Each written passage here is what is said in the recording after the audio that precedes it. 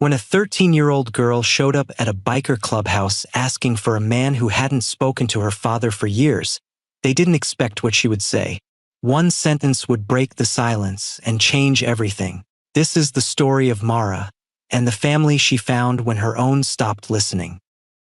The Ironwood Saints MC garage smelled like oil and old coffee. It was past 8 when the knock came. 3 sharp raps against the metal door that made Torch look up from his workbench and Trix pause mid-sentence in her inventory count. Nobody knocked at the clubhouse. Members walked in. Clients called ahead. Rick, Boomer Landry, was wiping down a carburetor when he heard his nickname echo across the shop floor. Someone's asking for Boomer. He straightened, joints protesting after a long day bent over engines. At 53, he'd learned to read the weight of a moment, and this one felt heavy. He walked to the door, past the younger members who'd already formed a curious half-circle, and opened it. The girl standing there couldn't have been more than 13.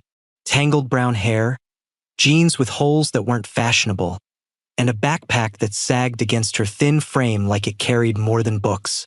But it was her eyes that stopped him, dark, tired, and far too still for someone her age. Is Rick here? Uncle Rick. The nickname hit him like a fist. He hadn't been called that in 6 years. Not since the falling out. Not since he'd walked away from David for good. I'm Rick, he said carefully. She studied him, searching his weathered face for something. Recognition flickered. You had a beard before, and you let me draw on your helmet. The memory surfaced. A little girl with marker-stained fingers, giggling as she covered his spare helmet in crooked, smiley faces. Mara, David's daughter. What are you doing here?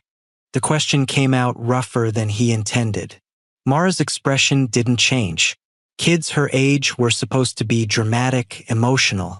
This girl looked like she'd burned through all of that already. They don't want me anymore, she said, voice flat. They just want to fight. The absolute calm unsettled him more than tears would have. Behind Rick, someone muttered a curse. Trix stepped forward, maternal instincts overriding club protocol. Sweetheart, where are your parents? Probably still yelling. Mara shifted the backpack. Mom's at her apartment. Dad's at his place. I was supposed to be at Mom's this weekend, but Dad showed up saying the schedule changed. They screamed in the driveway for 40 minutes about whose fault everything is. She paused. I took 2 buses to get here. Remembered the address from when I was little. Rick's chest tightened. He could picture it perfectly. David's temper, sharp and explosive, clashing with Claire's cold, controlled way of arguing. It was the same volatility Rick had walked away from years ago, long before he had any idea what their home life would eventually turn into. He'd stepped back when David couldn't see how his anger was poisoning everything around him, including their friendship. But he'd never thought about what it was doing to Mara. Does anyone know where you are? Rick asked. She shook her head. They think I'm at Dad's. He thinks I'm at Mom's. They'll figure it out eventually, but not tonight. They never check right away. She said it so casually. Being forgotten was just another Tuesday. He pulled off his leather jacket and draped it over her shoulders. It swallowed her. Come inside. You hungry? Mara nodded just once. Rick set her up in the break room. Torch brought a blanket. Within minutes, Rick had assembled 2 grilled cheese sandwiches. Nothing fancy, just butter and American cheese on white bread, and set one in front of Mara. She ate slowly, methodically, like someone who'd learned not to expect seconds. While she ate, Rick called Jean. Jean Mitchell arrived 30 minutes later, retired school counselor, silver hair pulled back, the club's unofficial therapist. Jean didn't bombard Mara with questions. She sat down across from her, smiled, and said, "That's a good sandwich, isn't it? Rick makes them better than anyone I know." Mara's shoulders dropped half an inch. They talked. School, teachers, art projects. Jean never interrogated. The story emerged slowly. 3 years of custody battles, rescheduling, guilt trips, Parents arguing about who failed more. Mara had learned to stay quiet, stay small, never ask for anything. I don't think they actually want me there, Mara said finally, staring at her half-eaten sandwich. They just want to win. Rick leaned against the counter, arms crossed, jaw tight. He'd seen combat, buried brothers. None of that prepared him for watching a 13-year-old discover her parents had weaponized her existence. Jean reached across the table and squeezed Mara's hand. That's not about you, honey. That's about them losing sight of what matters. When Mara finally curled up on the couch, Rick's jacket still wrapped around her. She picked up an old club scrapbook from the shelf, photos from rides, rallies, cookouts.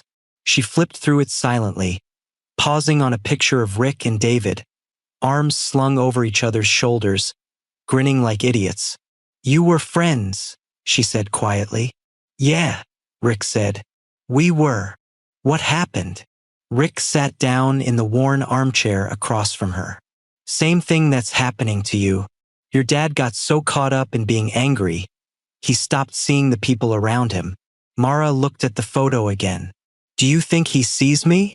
The question gutted him. I don't know, Rick said honestly. But I see you, and you're staying here tonight. Mara's eyes filled, but she didn't cry.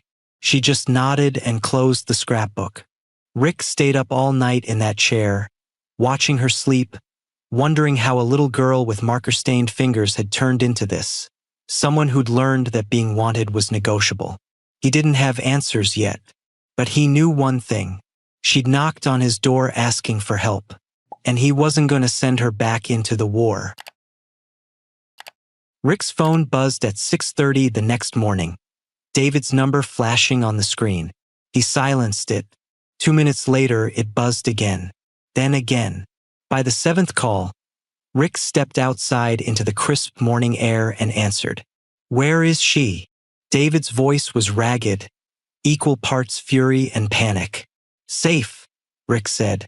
Safe? You kidnapped my daughter. She walked here on her own. Took 2 buses. Rick kept his voice level. When's the last time you actually talked to her? David? Not at her. To her. The line went silent. Then, I'm coming to get her. Not yet. You don't get to make that call. I'm making it anyway. Rick hung up. Inside, Mara was awake, sitting on the couch with the scrapbook open on her lap. She looked up when Rick entered, eyes wary. Was that him? Yeah. You didn't tell him to come get me? Rick poured 2 cups of coffee, added excessive sugar to one, and handed it to her. Not yet. We need to figure some things out first. Mara's shoulders dropped half an inch. Almost relief. She took the coffee and wrapped both hands around the warm mug. That's how the week began. Rick called Jean. She called the school. Mara had missed days during every custody transition. Notes always blamed the other parent. Grades tanked. Teachers called her withdrawn. She's drowning, Jean told Rick over the phone. And nobody's noticing because she's doing it quietly. So Rick did something he hadn't done in years. He made space for someone else. Thursday, Rick idled his Harley outside school. Mara stopped, surprised, then climbed on without a word. They rode. Strip malls gave way to back roads. Engine rumble and wind. Mara's grip on his jacket was tight at first, then gradually loosened. When they finally stopped at an overlook, she pulled off the borrowed helmet and stared at the valley below. Dad used to take me riding, she said, before everything got bad. Rick leaned against the bike. What changed? Mara shrugged. Mom hated it. Said it was dangerous, that he was being irresponsible. Then it became another thing they fought about, so he stopped. She paused. I think he stopped doing a lot of things just so she couldn't criticize him for it. And you got stuck in the middle. Yeah. Her voice was small. I keep thinking if I'd been better, less trouble, better grades, quieter, maybe they wouldn't have split up. Rick's jaw tightened. He'd heard variations of this from other kids. Children convinced they were the problem, carrying guilt that belonged to adults. That's not how it works, kid. Their mess isn't yours to fix. Then why does it feel like mine? Rick watched the valley and said nothing. Some questions didn't have good answers. Back at the clubhouse, Mara started showing up after school most days. At first, she'd just sit in the break room doing homework. But gradually, she drifted into the main garage, watching the work with quiet interest. Trix noticed her struggling with algebra, pencil hovering, paralyzed. "You're overthinking it," Trix said, sliding onto the bench beside her. "Math isn't about being perfect. It's about trying things until something works." Mara stared at the problem. "My mom gets mad when I get things wrong." "Your mom's not here." Trix tapped the page. "Show me what you think the first step is. Even if it's wrong, we'll figure out why." Slowly, hesitantly, Mara started writing. Torch caught on next. He'd been building a custom headlight housing using CAD software when Mara wandered over, drawn by the glowing screen. "What's that?" "3D modeling program." Torch zoomed in on the design. "You draw what you want, and it shows you what it'll look like before you build it. Can you make anything?" "Pretty much." He pulled up a new file. "Want to try?" Torch taught her the basics. Extrude shapes, add curves, mirror dimensions. She caught on fast. By Friday, she'd designed a simple phone stand. "That's clean work," Torch said, impressed. "You've got an eye for this." Mara smiled. Rick watched it all from a distance, making mental notes. Mara needed structure, but not pressure. She needed people who didn't demand anything from her except honesty. The clubhouse was becoming that place. Not because anyone was trying to replace her parents, but because they saw her as a person, not a prize to be won. Late one night, after Mara had gone home to her father's house for the evening, Jean found Rick in the garage, hands buried in an engine he didn't really need to fix. "You're stalling," she said. "I'm working." "You're avoiding." Jean leaned against the workbench. "You're going to have to face David eventually." Rick's grip tightened on the wrench. "I know. What happened between you two?" He was drowning long before any of this. Drinking too much, picking fights, pushing everyone away. I told him he needed help. He told me to mind my own business. He set the wrench down. I walked away because staying meant watching him destroy himself. But I didn't think about Mara. "You're thinking about her now." "Yeah," Rick said quietly. "I am." Jean straightened. "Then you know what needs to happen. You can't keep her in limbo. Her parents need to step up, or you need to make them." Rick nodded slowly. He'd been avoiding the inevitable confrontation, but Jean was right. Mara needed more than rides and grilled cheese. She needed her parents to actually see what they were doing to her.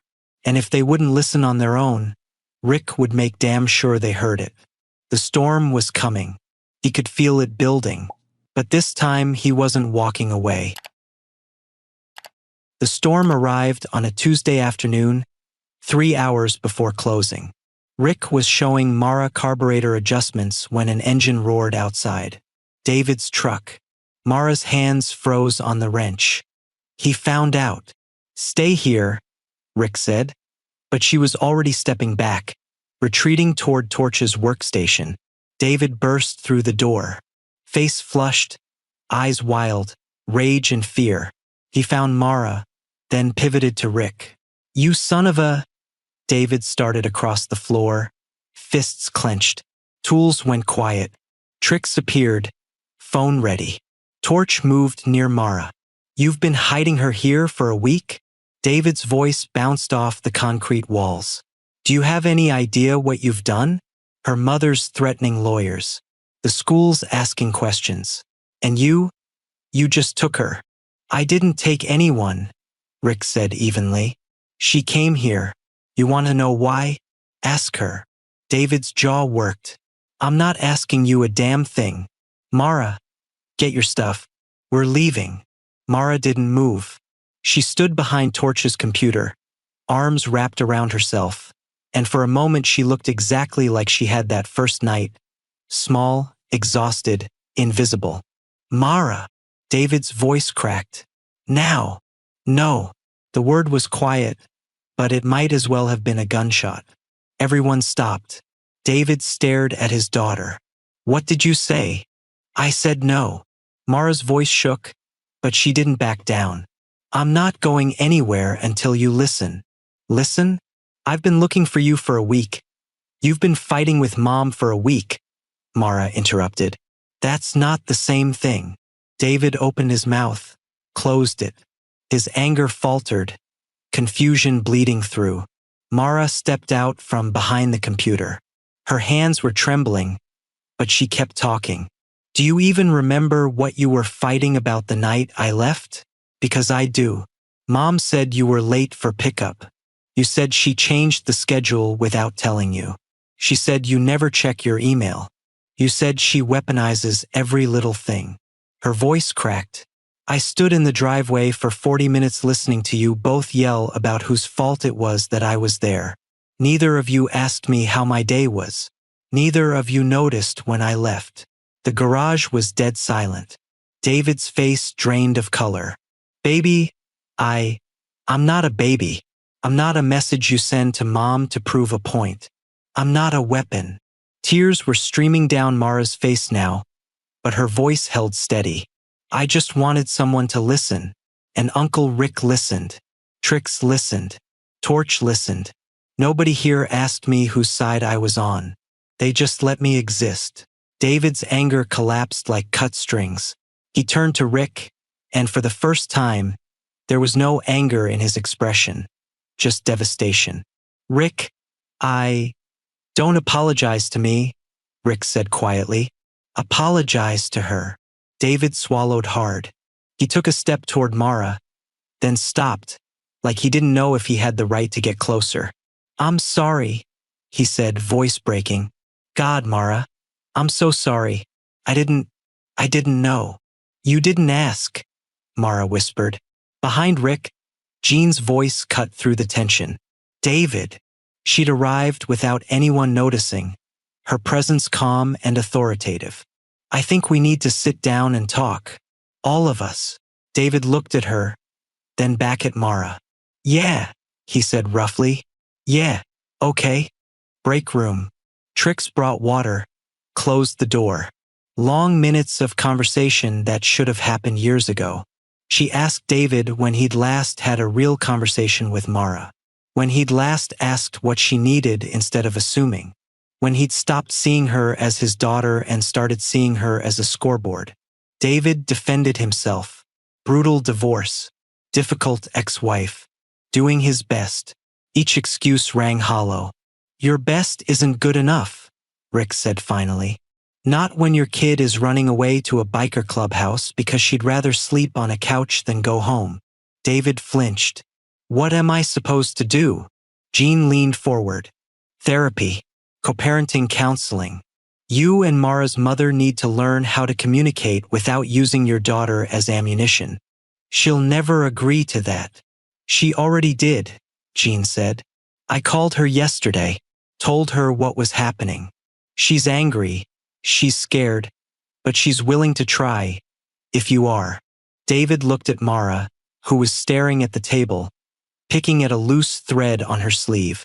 What do you want, sweetheart? Mara was quiet for a long time. When she finally spoke, her voice was small but clear. I want you to stop fighting. I want Mom to stop crying. I want to stop feeling like I'm the reason everything's broken. She looked up at him. I just want you both to want me there. Not because a judge said so, but because you actually do. David's face crumpled. He reached across the table, and Mara let him take her hand. I do want you there, he said, tears streaming down his face. I've been so caught up in being angry at your mom that I forgot to show you that. But I do. I swear I do. Then prove it, Mara said. Go to therapy. Stop yelling. Let me stay here on Fridays. Here. Mara glanced at Rick, then back at her father. This is the only place where nobody's keeping score. I need that. David looked around the break room, at the worn couch, the coffee-stained table, the club patches on the wall. Then he looked at Rick, really looked at him for the first time in 6 years. You kept her safe, David said quietly. She deserved to be safe, Rick replied. David nodded slowly. Fridays, he said to Mara. You can stay here Fridays, if Rick's okay with it. Rick met Mara's eyes. She looked hopeful for the first time since she'd knocked on his door. Fridays are good, Rick said. It wasn't a happy ending, but it was a beginning, fragile, uncertain, and real. The first therapy session was a disaster. David and Claire sat at opposite ends. Every question became an accusation. Every memory, evidence of failure. Dr. Reeves let them exhaust themselves. We're here to be Mara's parents, not relitigate your marriage. The second session was quieter. The third, they almost had a civil conversation about Mara's school schedule. By the fourth, Claire admitted she'd been using Mara's presence as proof of her own worth, like being the better parent could heal the wound of divorce. David confessed he'd seen every custody exchange as a battle to win, forgetting that Mara wasn't a trophy. Progress was slow, painful, but it was progress. Meanwhile, Fridays became sacred. Mara showed up after school, homework actually done. Trix quizzed her on algebra. Torch taught her advanced modeling techniques, and by winter, Mara had designed a custom tool organizer that the club actually used. Rick never made a big deal out of it. He'd just be there, working on bikes, drinking terrible coffee, ready to listen if she needed to talk or comfortable with silence if she didn't. One Friday in February, Mara brought her report card. All B's and 1 A- in art. Rick hung it on the shop fridge with a magnet shaped like a wrench. Dad didn't even ask to see it, Mara said quietly. Did you show him? She hesitated. No. Maybe try that first, Rick suggested. People can't celebrate what they don't know about. She did. David cried, apologized, took her for pizza. Small gestures. They were starting to add up. By spring, the handoffs between David and Claire stopped feeling like hostage exchanges. They talked about Mara's grades, her friends, her anxiety about high school. Not everything was smooth. Old patterns were hard to break, but the screaming stopped. The silence that replaced it wasn't comfortable yet, but it was better than war. Mara bloomed in the space that peace created. She joined the robotics club at school, started eating lunch with other kids instead of hiding in the library, laughed more. The tightness in her shoulders gradually unwound. Years passed. Mara turned 16 and got her learner's permit.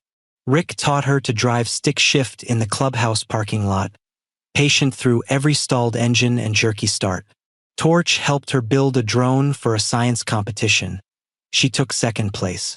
Trix coached her through her first real heartbreak, offering both tissues and pragmatic advice about boys who weren't worth the tears. David and Claire never got back together, but they learned to co-parent. They attended Mara's school events without sniping at each other, split costs without lawyers. Eventually, they could even share a laugh about something Mara had done as a toddler, back when the memories weren't weaponized. Mara spent weekends with Claire, weekdays with David, and every Friday at the Ironwood Saints MC, her third place, where no one was keeping score. The clubhouse had become home in a way she'd never expected. Not because they replaced her parents, but because they'd given her something her parents couldn't in those dark years. The freedom to just be Mara. High school graduation arrived on a bright May morning. Mara stood in the auditorium in cap and gown, searching the crowd.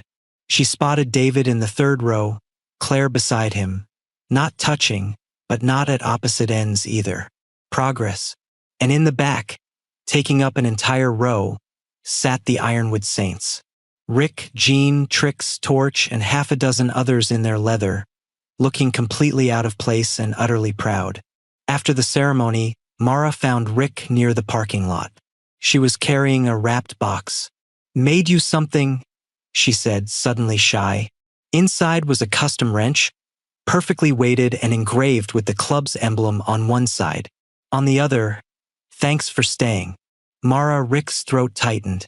"Kid, this is..." I know you've got a million wrenches, Mara said quickly, but this one's from me. For everything. Rick pulled her into a hug. Later, during the family photo session, Mara orchestrated something specific. One picture with David, both of them grinning. One with Claire, arms wrapped tight. And then she gathered the club. Rick at the center, Jean beside him, Trix and Torch flanking them. All of them surrounding Mara in her cap and gown. The photographer looked confused. Is this family? Yeah, Mara said firmly. They are. That night, she added the photo to her album. In careful script beneath it, she wrote, "My family." Not the family she'd been born into, though they'd found their way back to each other, slowly and imperfectly. But the family she'd found when she'd needed them most, the ones who'd taught her that love wasn't about biology or obligation. It was about who stayed when staying was hard. Mara hadn't been saved by fixing her parents' marriage or erasing their mistakes. She'd been saved because someone finally listened. Because a gruff mechanic with a big heart had opened his door and refused to close it. Because a brotherhood built for the open road had learned that sometimes, home wasn't a destination. It was the people who refused to let you disappear. And in the end, that made all the difference. Sometimes, the people who save us are the ones who simply refuse to walk away. What would you do if someone you loved needed you to just listen? Share your thoughts in the comments below. If this story touched your heart, give it a like, share, and subscribe to embrace the journey for more stories that remind us what really matters. See you in our next video.